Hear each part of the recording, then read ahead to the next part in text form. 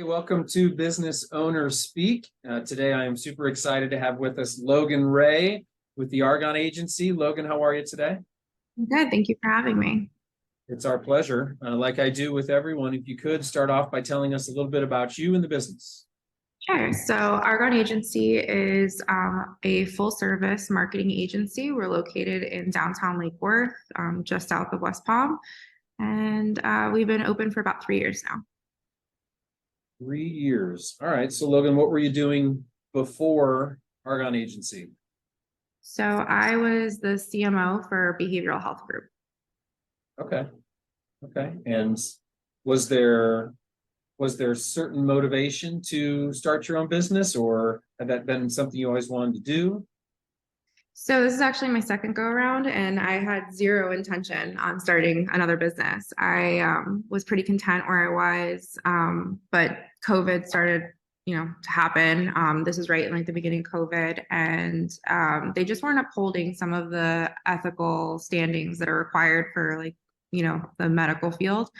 So I decided to leave my role there, and I had enough demand from other, local business owners to work with them that argon just became a thing.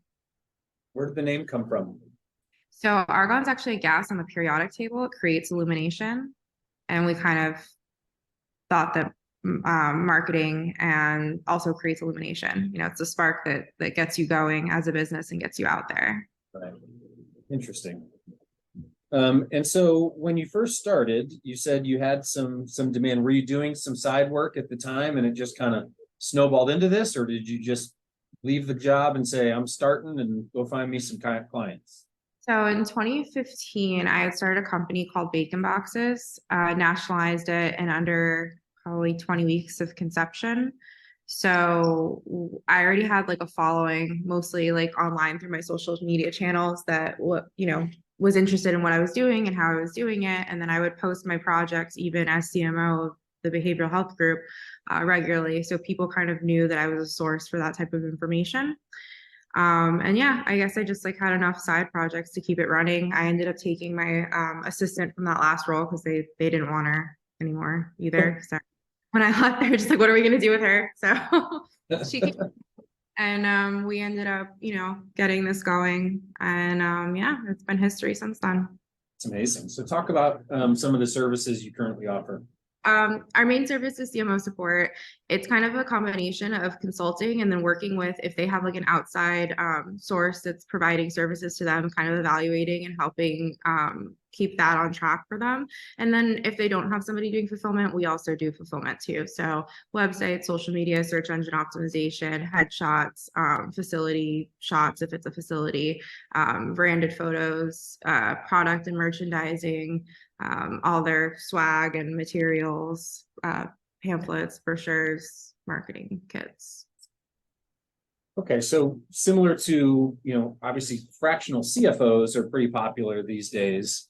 And so as a remote CMO, would you say it's very similar to just being a standalone digital agency, or are you more integrated into the businesses that you work with? I think we're definitely more integrated. We know majority of their team members on like a personal basis. We act as like in their best interest, like as part of their team, rather than being like hired or deployed to like give them just a specific service. It's almost as if we sit on part of their board most of the times. We have a lot of meetings too with like sometimes they're investors if they're an investor-based group. We help run and manage their in-house team if they have an in-house marketing team. If not, it's just extra consultancy, but it's very different than I think what everyone else is offering in the digital marketing aspect. Yeah, I talked to a lot of people in that world, and it does sound a little bit different. So what are the industries that you're focused on in terms for clients? So our main industry is drug and alcohol treatment, the detox process. So we work with a lot of detoxes in residential facilities, but also PHP and IOPs. And then we work with a lot of like med spas, and we work with a lot of companies that do like windows and doors. It's very vast and random. We have a midwife that does home birth. We have a few like influencer based individuals that are kind of have like their own agendas depending on what they do. Um, they're very also diverse. Like one is like a soccer player, another one is like a motivational speaker. Um, yeah, it's a little bit all over the place. And then we have some That, salons. that is some good variety right there. That keeps you on your toes. Yeah, every day is something different. Yeah. So in that role, if a company has you as a partner, are you doing actual collateral for them as well? So even things like posters and flyers and things like that? Sometimes even their full performas and investment decks, like when they, acquire a new facility and they need the initial introduction to their group, we do all of that verbiage, the full, description, the photo, video, down to sometimes even doing the furnishings. Hmm. All right, tell me a little bit about your team. So I have a wide variety of individuals that kind of all specialize in their own things. Like we have Jordan who has business development. He kind of works most hands-on with like account management and bringing in new business, kind of getting people acclimated to, our systems and what we do. Then we have a bunch that are like kind of in assistant roles to each department, and they work in like pods. So if we have like social media team leader, and then we have like 2 or 3 assistants that are, helping them in that role, and then whatever accounts that they're managing. So Okay, and so 3 years in, are you still focused on growth, or are you pretty pleased with where you are and want to maintain, or what's your motivation there? well, kind of funny. We have yet to actually go to market and ask for business. Okay. We're still we're kind of still at that realm where like our work has made enough of a name for itself amongst the group that we service that they send a lot of referrals or they have a lot of growth internally with themselves, and it's been maintaining us pretty well. But I think our next step is, yeah, getting the right people in place to grow. We found that a lot of the times too, even if you have like the educational backing or you have a lot of words on your resume, that sometimes it doesn't meet the standard of quality that we're trying to deliver. So normally we do like a, 30, 60, 90 day of like, okay, show us what you got, make the results happen. We'll follow your lead. This is, you say you're an expert, show us you're an expert.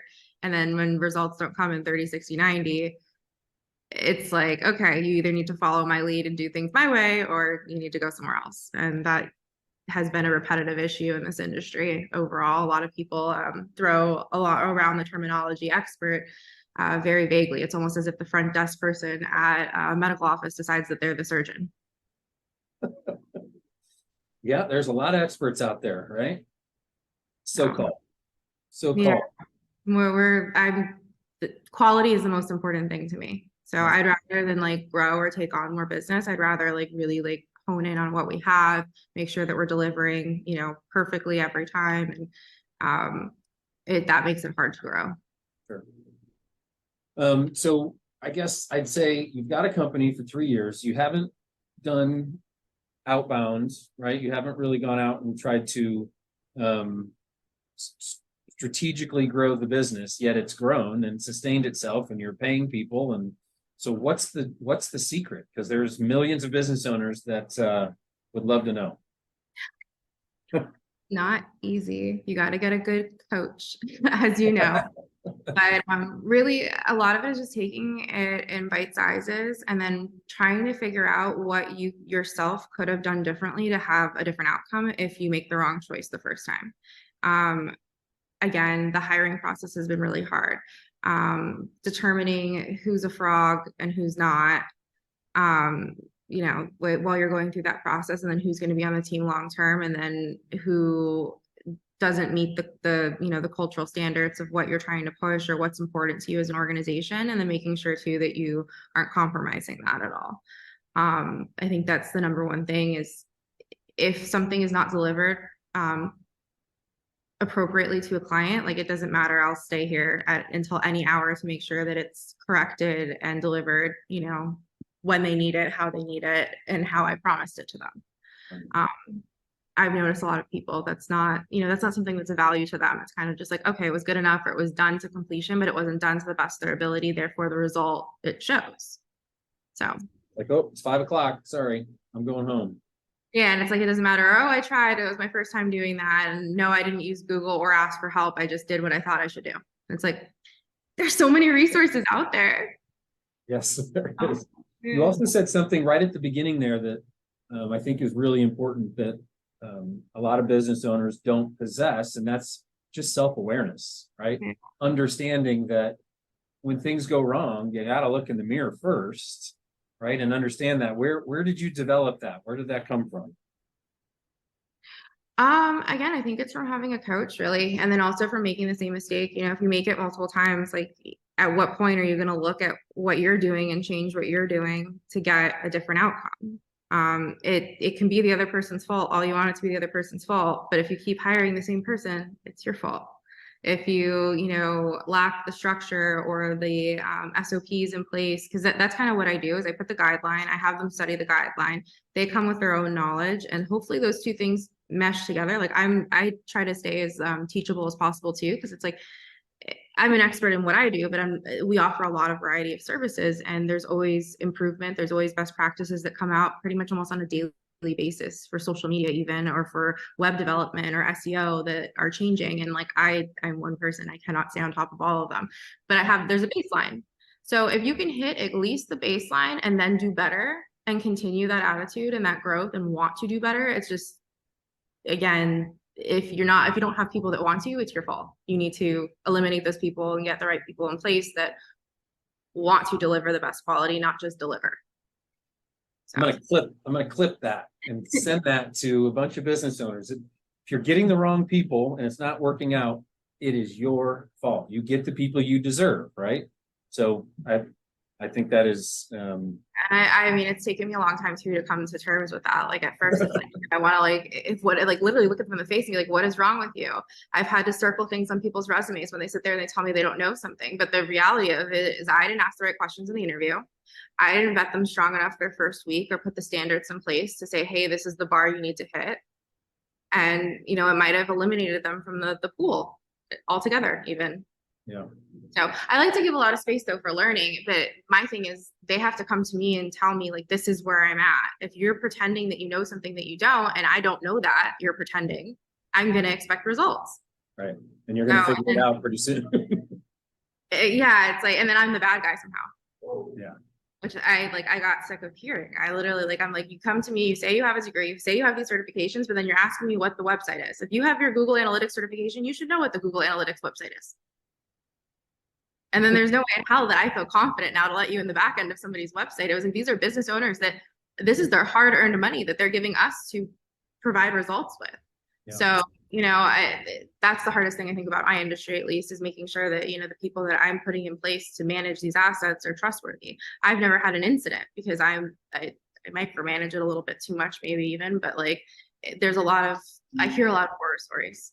Yeah. I adopt a lot of projects from other places that, I was literally on a call yesterday.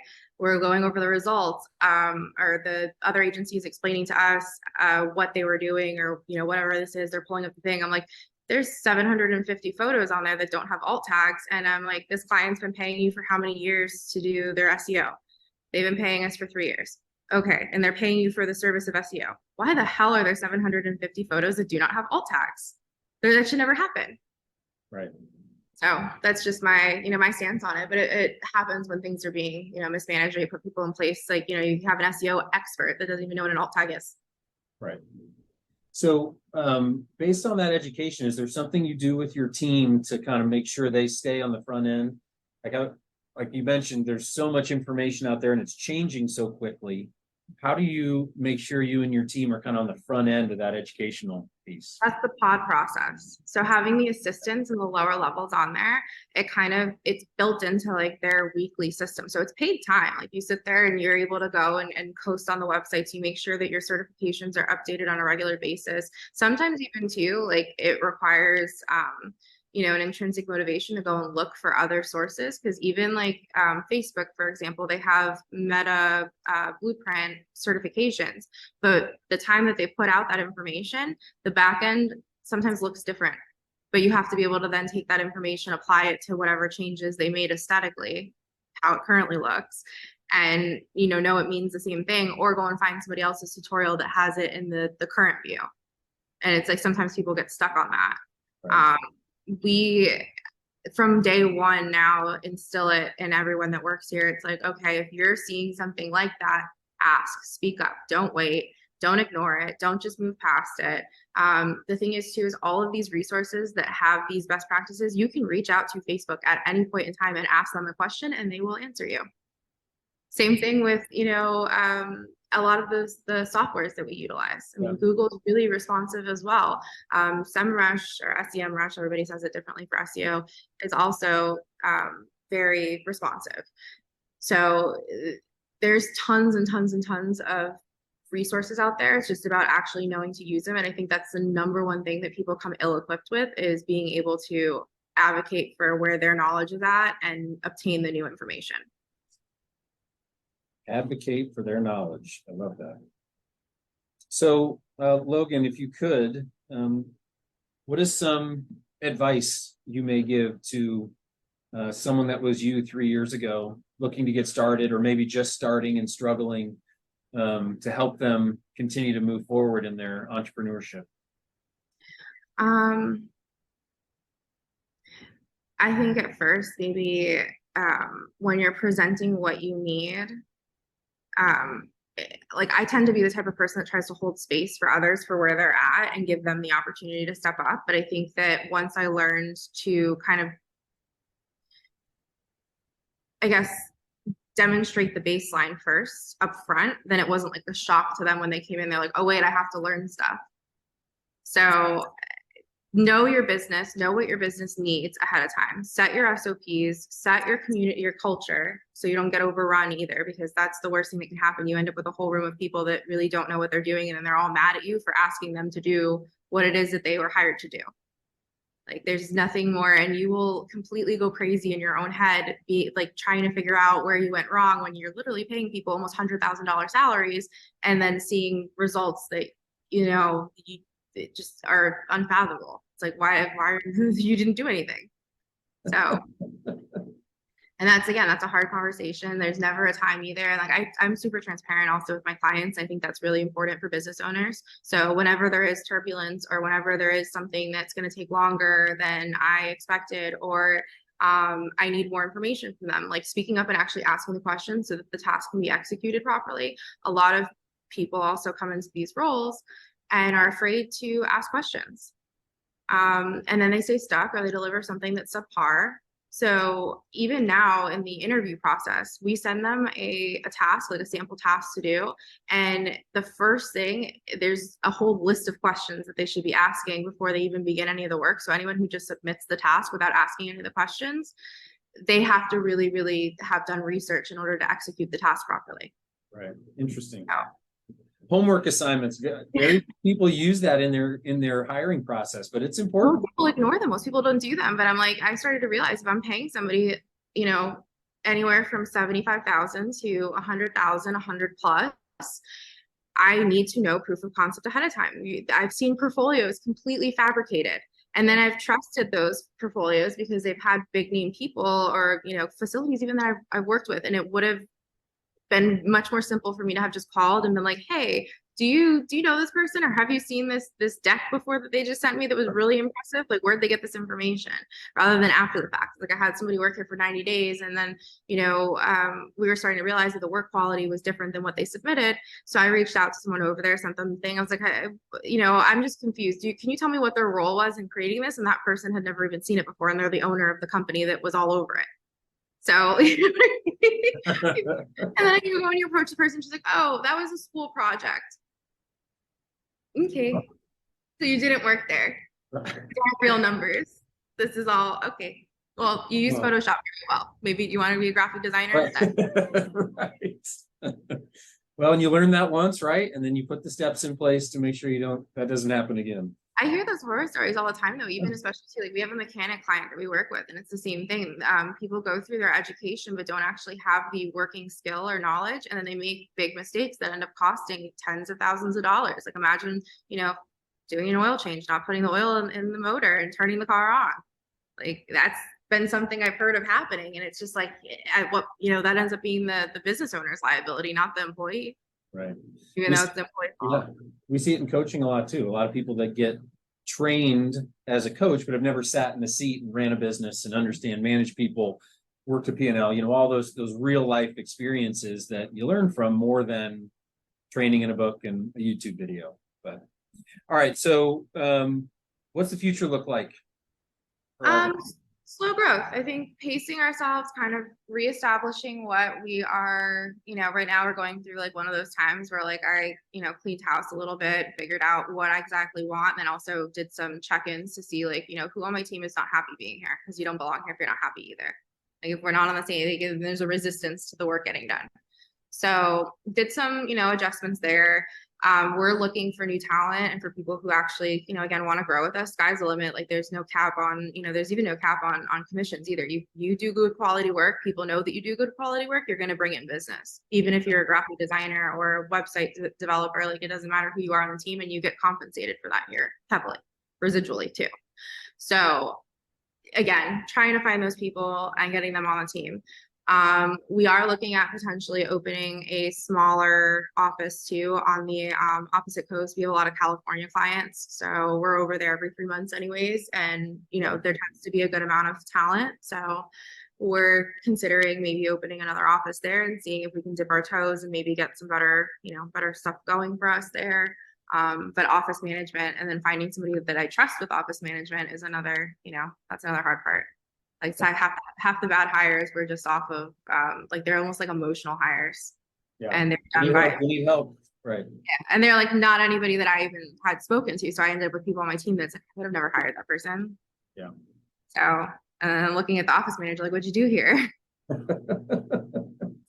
Well, Logan, thank you so much for your time. Very interesting story, and clearly an impressive business you built, and a very impressive mindset too. So thank you for taking the time, and best of luck to you and the agency. Thank you. Thank you. Thank you.